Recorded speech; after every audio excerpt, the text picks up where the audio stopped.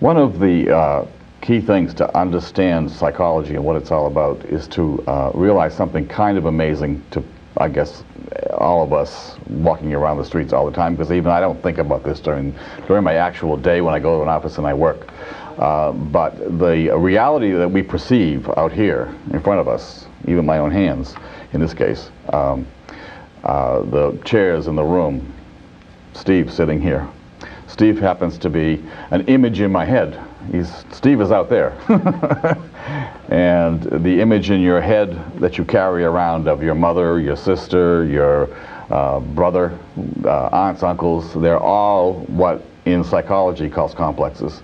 They're emotions and thoughts and intuitions and feelings around a given person. So the important thing for me is, for all of us to remember when we're discussing psychology, is that the world that we're talking about, Steve and I, the world in our heads, your head as well, is not the objective reality out there. What you're doing is you're taking it in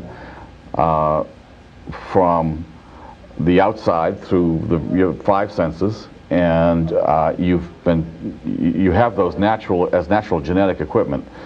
But then the world gets at you, and your mother and your father and your school and your college and all the rest of the corporation all make demands on your personality.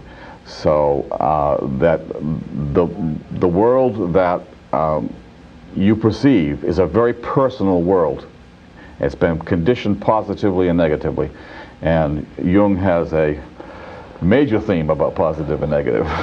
Well, I think this whole part about the inner subjective reality, or the reality of the psyche, just means that your inner subjective experiences are just as real as the outer experiences that you have. And I think that's the way that many people connect with Jung, is through reading about an inner experience that Jung had or Jung describes, and then you put your finger on it and say, well, you know, I've had an experience like that too. At least that was my experience. Right. That's how I started. When I first read Jung's autobiography, I read about these experiences, inner experiences that a person had, that I wasn't sure other people ever even had those experiences. And so, lo and behold, come to find out, the most intensely personal and subjective can sometimes be also the most universally human experience. Yes. So it's on the inside. And a key element in all of that inner experience. We're talking about your fears, your desires, your dreams, hopes, everything. fantasies. All those inner experiences, as well as physical needs, are deeply personal, and that is what psychology comes to interpret, and to study how we do that interpretation, and how do you change that interpretation so that you can adapt to the world which has already made demands on you in adapting. Our outer world is sort of like a Western trail from the Roman Empire, the Roman emperors, the church, the Middle Ages, higher authorities telling you who you are, etc. And your inner experience is equal, if not more important. Except that we live in a culture that values outer authority more than inner authority, right. So that people find it difficult to really make claims based on some kind of inner authority, whether it's a gut feeling that you have, or whether it's a dream that you have, or whether it's something that's intensely meaningful to you. This whole outer and inner problem gets really complicated. Yes, it does. But I think part of what happens with maturity, or part of being mature, is more and more that inner voice becomes something that you listen to. Right. Now we'll talk about the structure of personality. That's another foreign term to most people. But starting with Freud, we all know the term ego. Egocentricity, we hear all this stuff thrown around in our daily lives, all over the place, on media, television, films.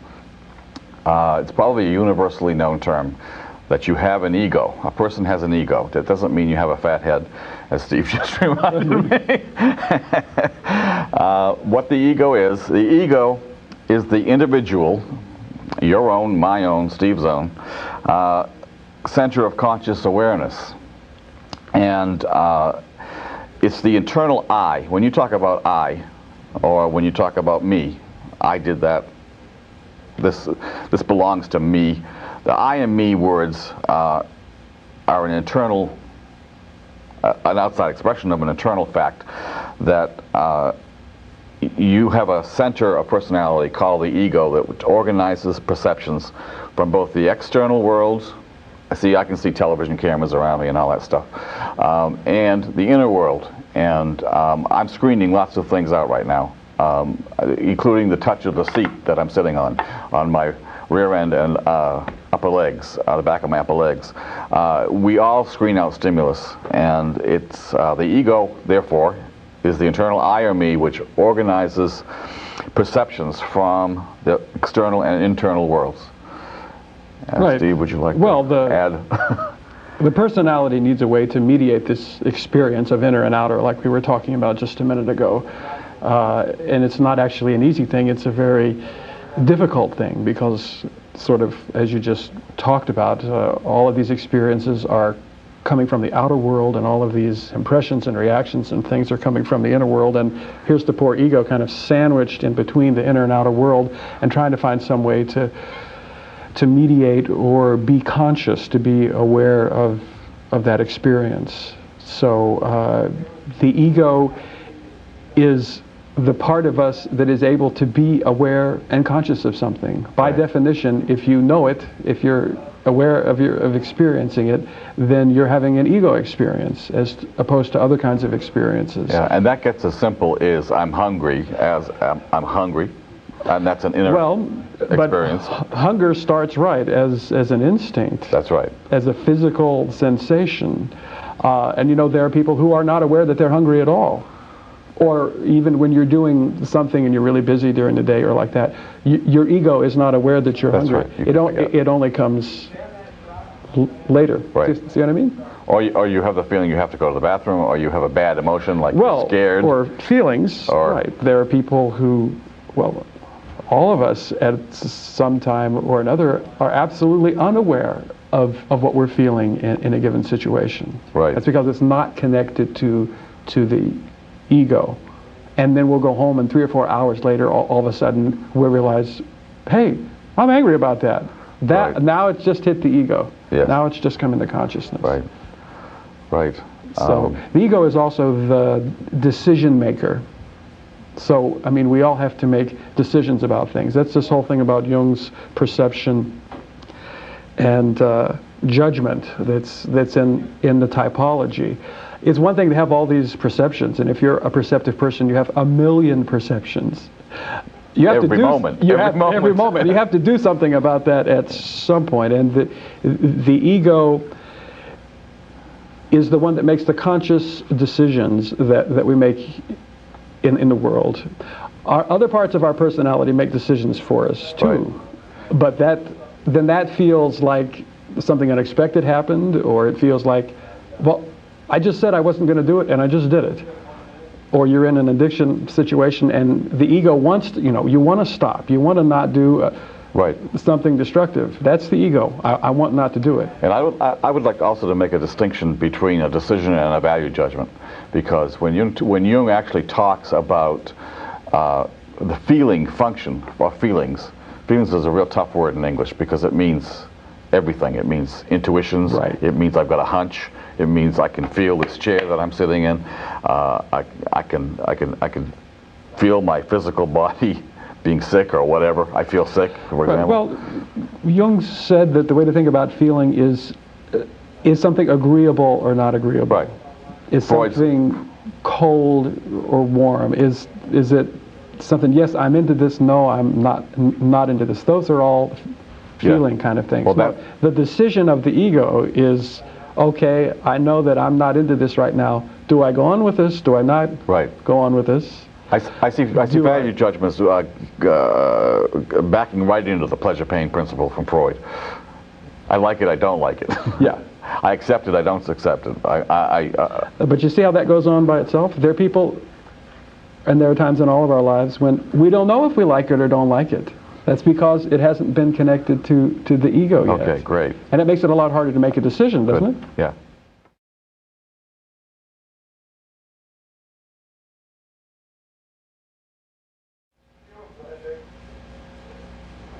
This pinched and tweedy tag that has just come up under my 1956 yearbook photograph is not the opinion of the people in the control room or behind the cameras. It's my own description of my own personality in the adolescent years, and it adapted. This is an adaptation to a lot of pressures that I felt, that I was wrong. I once said to somebody that I wasn't born guilty, I was born wrong. I had a lot of personal, really bad experiences that shut me down and closed me within myself. And the high school photograph you see really reflects something amazing to me. I would, at that time in 1956, I never would have told you I was angry. I was furious. I was enraged with life. And I was fixing this photograph up this morning to bring over here to the studio, and I suddenly remembered this, and then this is the unconscious, and this is how psychology works. I remember my mother saying to me, "You always look angry." And that was very true at the time, but I can only see that now in retrospect as an adult. And when I closed up, this deep anger that I felt came out in the photograph. If you can zoom in on the eyes of the photograph, right close up on the eyes.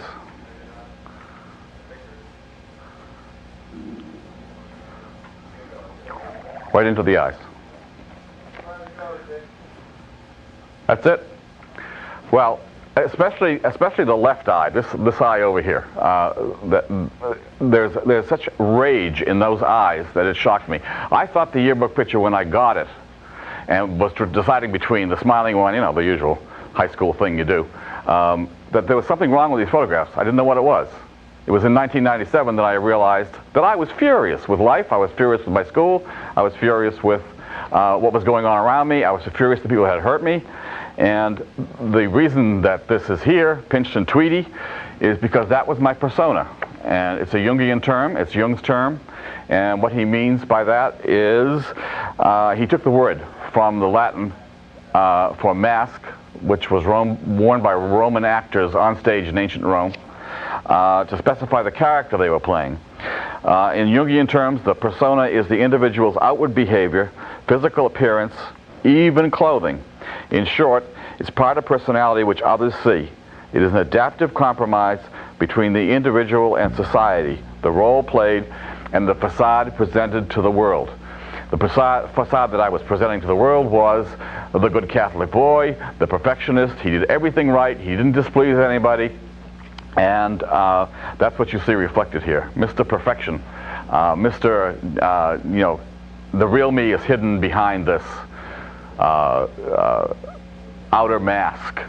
And not only that, my fury at the world was showing through.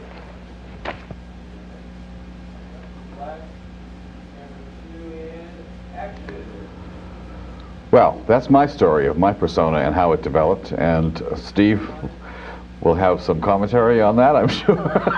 Well, you know, high school is an exciting time for everybody. I think, like we were talking about at one time, high school is a time when you define yourself. I mean, that's the time when the personality, and especially that persona part of the personality, how I will be with people, how I will be in the world, gets defined. And when you're in high school and you've never done this before, that's how you end up trying blue hair and one day, and then a week down the line you want to do the flat hair thing, and you try these different masks, and that's where the roles, and roles in life to see what fits both with you and how it feels to you, and then what happens with you and other people. I did this intellectual thing.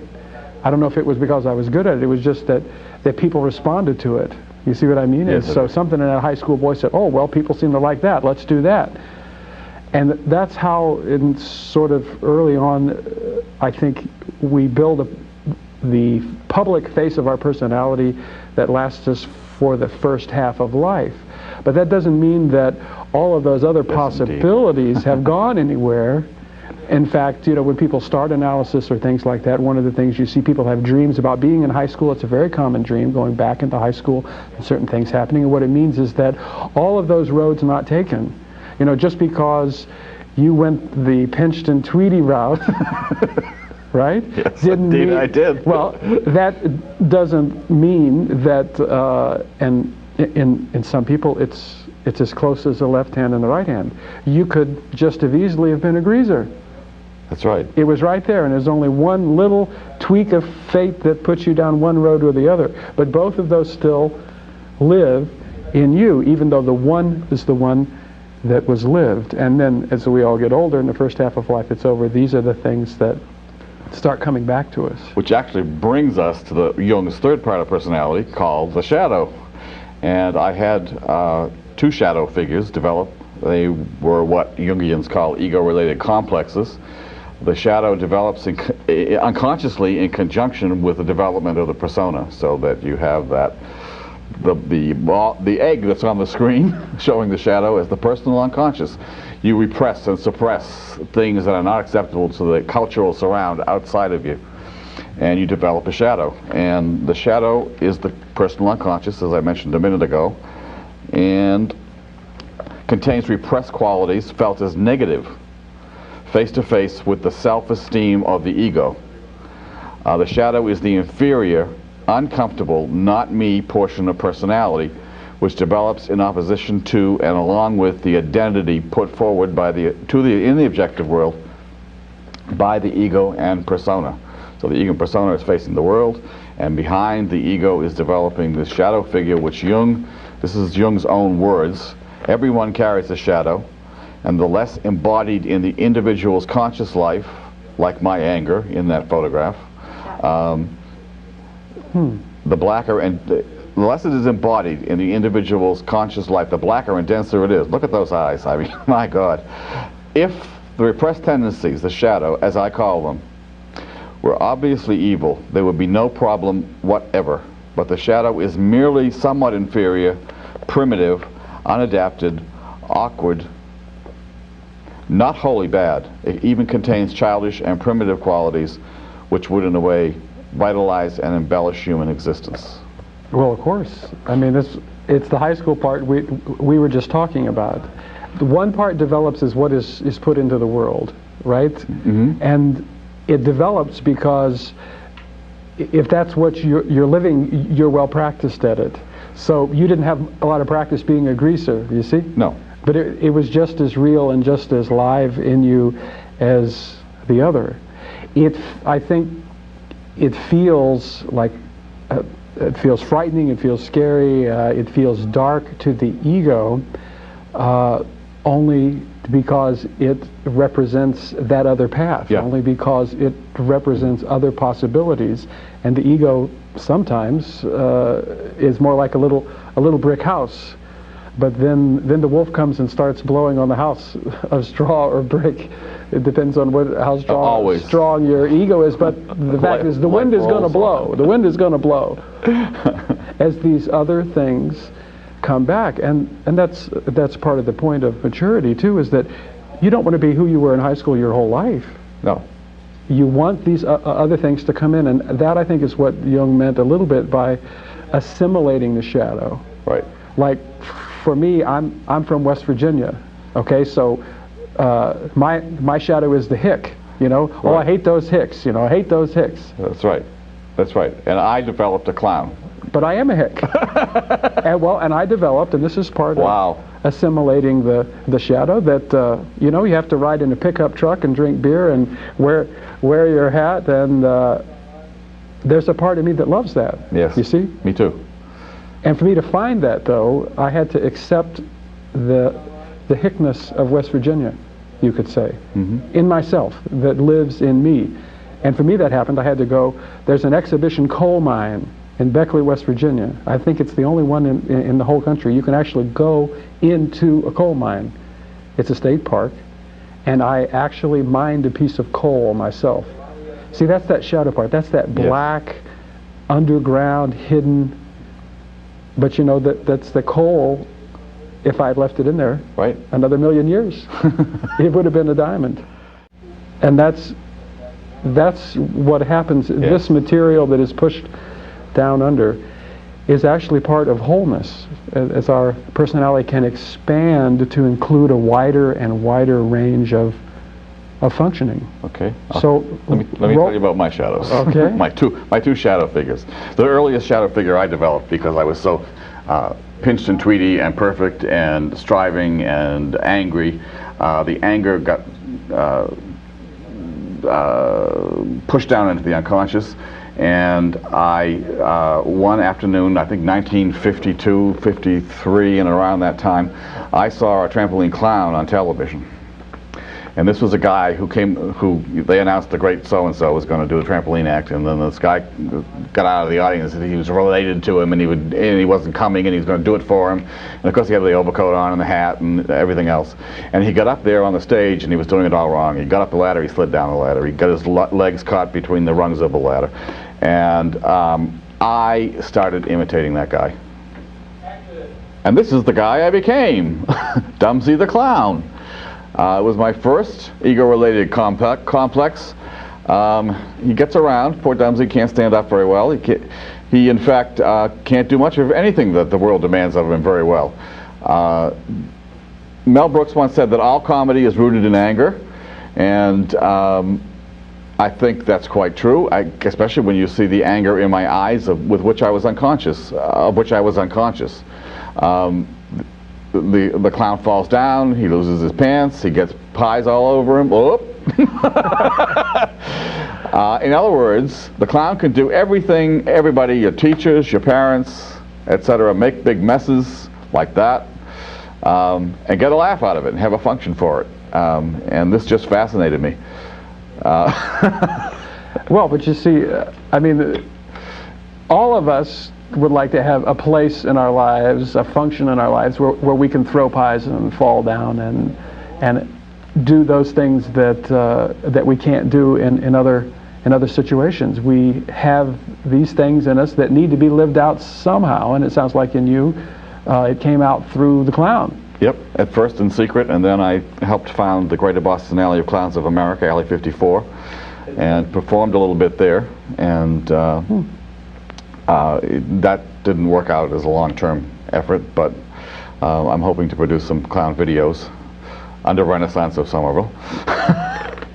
So that part of my personality definitely has come through. I mean, I can clown around, I can be relaxed, I can be easy with people, I can make jokes, I can be funny myself, I can sing and dance and do little slap shoe in the office. The shadow figures that appear in each person's life are actually very personal. I mean, they emerge as a kind of a compensation for whatever the ego adapted for the persona that's put before the world. So for each person, it can really be different. You know, for some people, being the really straight guy is what's been repressed. Yes, right. I mean, exactly. And you get the hoodlums, and you know, the antisocial personality has a decent, good, helpful, loyal, kind, and brave shadow. Right. And there's quite a mix going on there. You really have to stop and think when you're dealing with the individuals as to what their shadow personalities may be. I developed, when puberty and sexuality came along, I developed a second ego-related complex, a shadow, that contained that sexuality mainly because of the teachings of the church at that time. I was in parochial school, and we got a very heavy dose of negativity surrounding sexuality, or at least I did in my own perceptions. So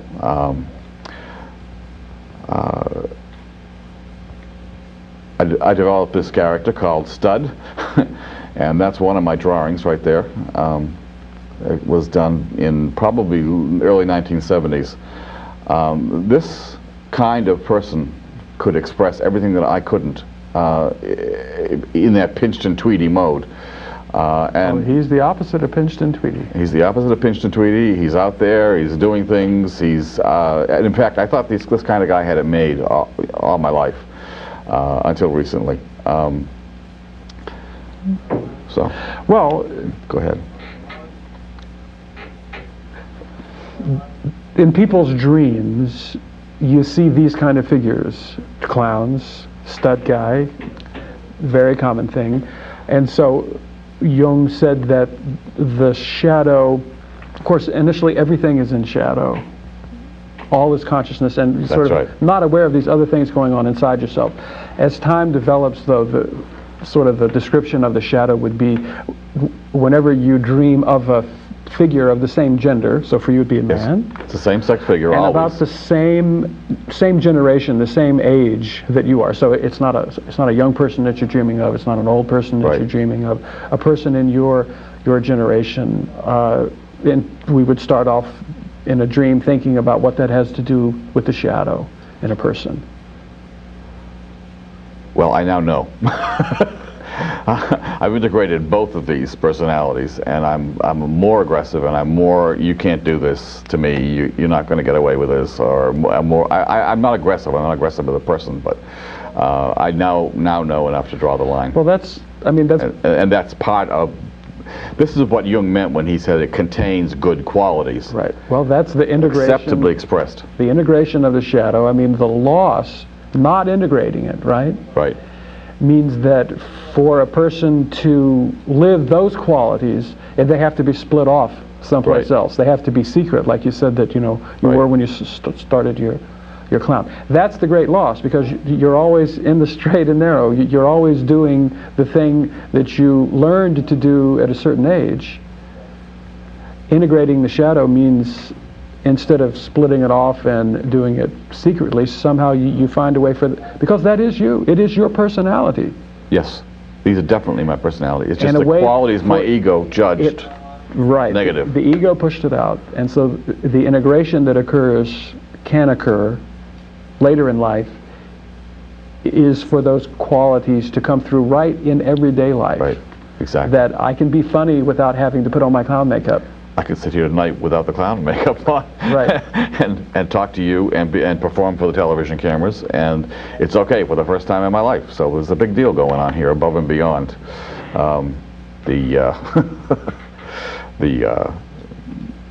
this is sort of a synthesis of the performer, of the clown, etc. When I did a connection, investment of psychological energy in that trampoline clown, and then began to imitate, the process in Jungian psychology is called projection. And the process of projection is really quite simple. In my estimation, your body and physical senses are the slide projector, as a regular slide projector. Well, maybe we don't do slide projectors anymore in 1990, but anyway, we did when I was a kid. And the slide projector is your body, okay? And the slide is a physical quality, a physical, mental, emotional, otherwise, that you deny in yourself. And what happens is you see it out there in other people. Like I saw my sexuality out there in clown, in this type of, not in clown, but in stud. I saw my joie de vivre, my love of life, out there in the clown. And the persona I was putting forward as Pinched and Tweedy was very enclosing, so that these energies had to come out somewhere. The love of life came out in clowns, and the here and now sexuality, sensation, this kind of sensation, touching things, came out in stud. And you have a comment to make, I could tell. Projection it's like the water that we live in. I mean, It's everything we do. That's right. In a sense, because something that is unconscious, something that you're unaware of, and that means it's not related to the ego, like we were talking before, you can't experience it as being, oh, this is something that I am having, this is something that is happening to me. You experience it as your reactions and relationships to things outside. In other words, if I can't feel my own anger, right? Let's say which I couldn't. I can't feel it at all, right? Right. I'll say, boy, you know, look at that guy over there being angry, you know, and there might be 20 guys on the street. Yeah. But that's the guy that I'll focus on and will draw my attention and my interest and right. psychic energy, like you and were your own talking anger. about before. Because something in me recognizes that anger unconsciously. Right. But that's the projection. Exactly. It happens between men and women all the time. It happens at work. It happens at school.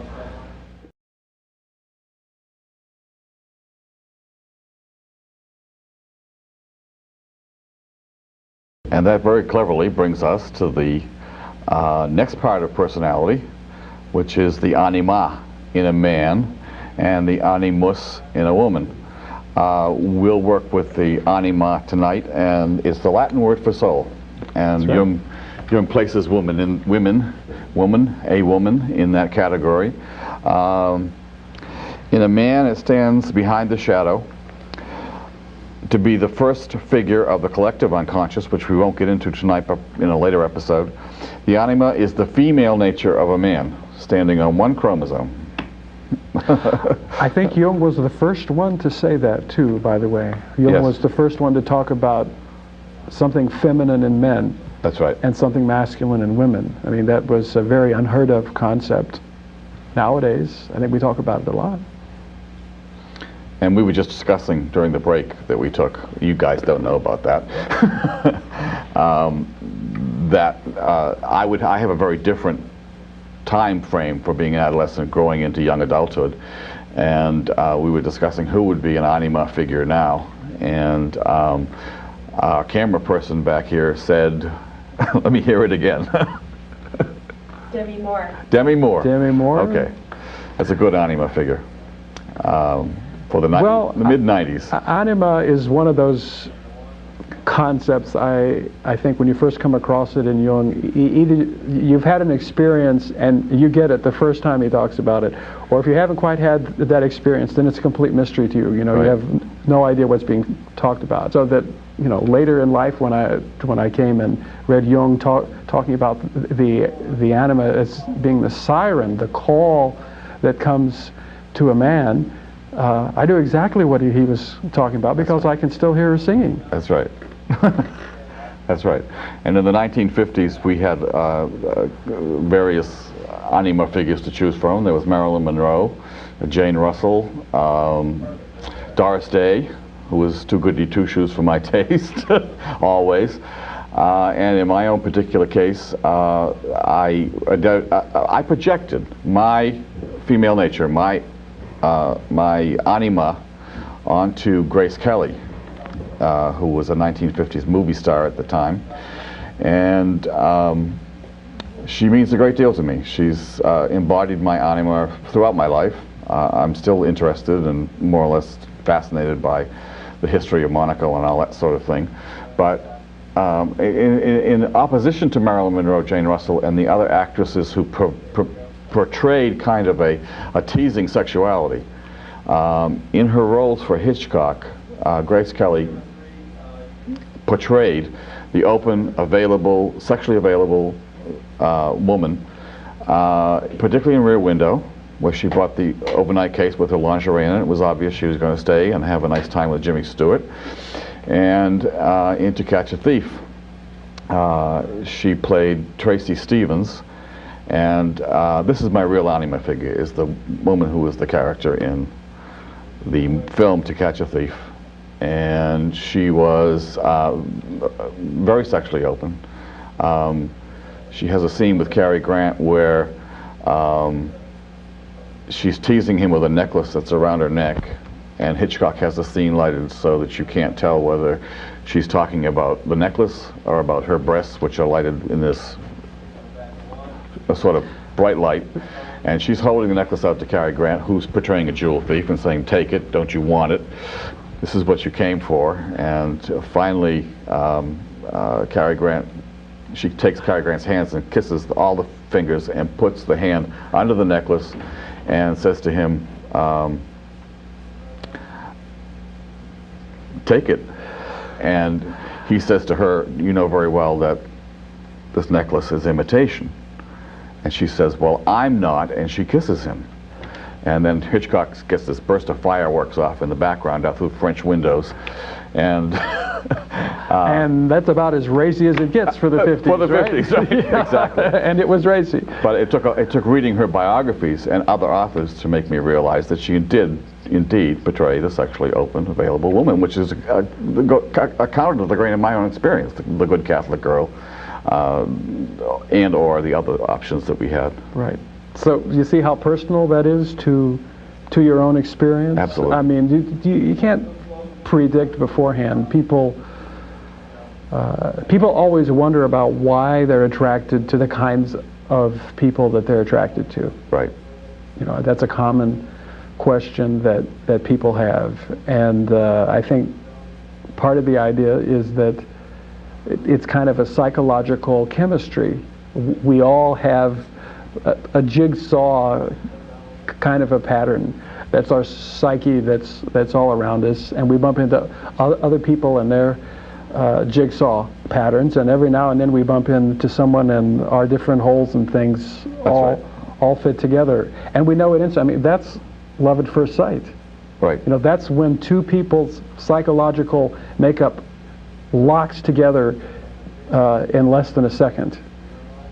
And so that's a part of depth psychology. I mean, that's a part of the inner world of those two people and their history, their personal history, what they've lived and what they've been through, linking up together even though they don't know a thing about each other.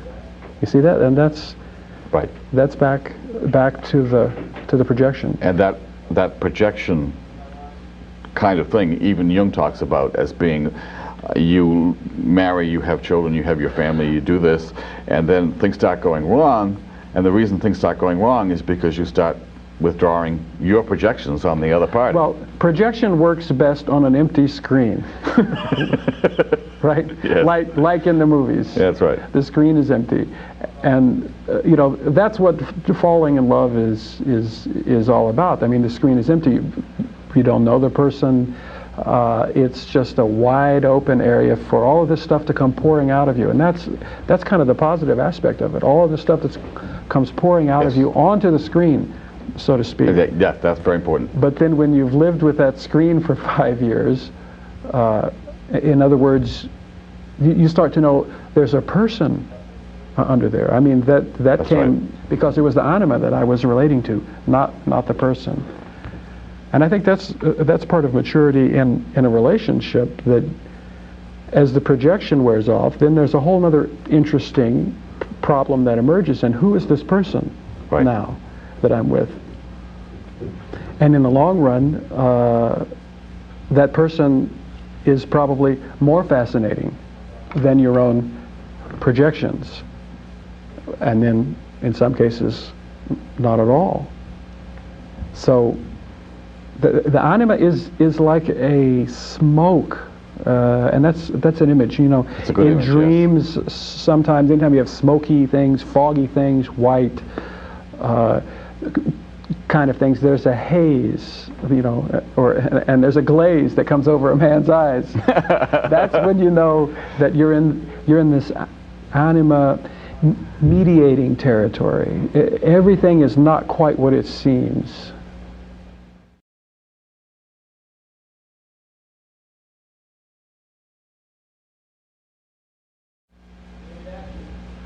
The anima in a man and the animus in a woman have a very specific function.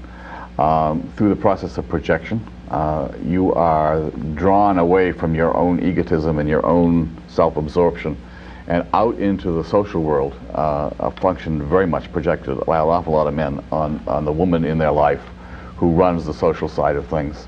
The function of the anima is to draw a man into the water, the waters of the wider world, if you will. Into the water. The waters of the unconscious. Over his head. Yes, that's the definitely. function. Yes. Yes, challenges. She challenges a man, and asks the best of him. And you might like to comment on this drawing out process that comes as part of a projection. Back to the teenage years that Yes. we were talking about. I mean, you live in your family, you live as a family unit, and you think a person, you know, your parents are your world when you're a child. When you really stop and think about it, that's an incredibly powerful force. You know, how could a person, in fact, ever leave the circle of the sphere in which they were born? Right. When you really stop and think about it. And the only way for that to ever happen is for a more powerful force to pull or coax or lure or push a person out of that original circle of their known world into life, really, to be drawn into life. So that is, again, this mediating function of the animus, that there has to be something that gets you so fascinated with something that you'll leave home and, you know, go to college, start a career, find a person, get married, start a family. That kind of energy. So it's fascination too, you know. What is it that really interests you so much? And that's a problem. That's right. For many people, I mean, you find that you're not interested in the things you think you ought to be interested in. Or the things that you used to be interested in are things that really don't do anything for you anymore. And you wish they were, because you've just spent a lot of money buying this whole new set, and now you don't care about it anymore. That's the anima too, see? That's the anima. Moving through life, moving to different things. Definitely moving through life. One of the interesting things, Grace Kelly's been a great fascination of mine. She became a princess. She became unreachable. There's a whole thing that goes with that. But it's been a lifelong interest, and I'm very much sort of at the coming together point of over a decade of work with Nina Dimmitt, who's a Boston Jungian analyst, and I very much dedicate this program to her, by the way. Anyway, I have dreamt about Grace Kelly. I had a very personal dream about Grace Kelly, and I won't get into it here. But Jung also has a concept called synchronicity. That is, things have a personal, intense personal meaning to the individual because they're happening now.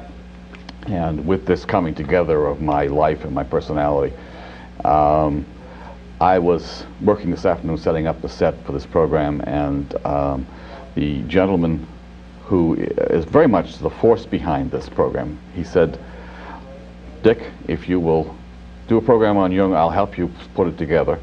His name is Akira Kamiya, and he is working on the what we call computer graphics tonight in the control room.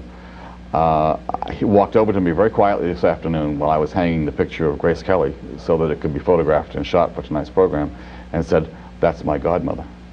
Well, I looked at him and said, "Really?" And he said, "Yes, my mother knew Grace Kelly." So there's a whole... Well, synchronicity it's quite a concept. Yes, it's a thing later. a lot of people are confused about, but the technical definition of synchronicity is a meaningful occurrence in time of an inner and an outer event. That's right. And so your experience actually is very much fits the definition, because the inner event is your preoccupation with Grace Kelly. That's right. And the experience that you had when you were young. The outer event is what happened today. Here we have a guy whose godmother is great.